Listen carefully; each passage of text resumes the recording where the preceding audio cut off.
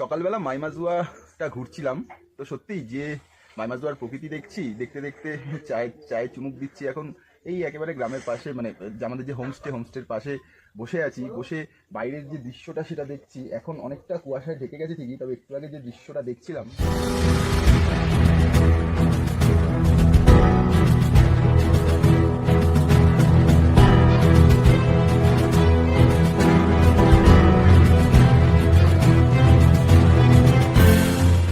ইচ্ছে থাকলেও সেখানে বেশিক্ষণ থাকতে পারলাম না। সন্ধেবেলায় ঢুকে পরের দিন সকালে বেরিয়ে যেতে হলো, কারণ এখান থেকেই আমাদের সান্দাকফু ট্রেক শুরু।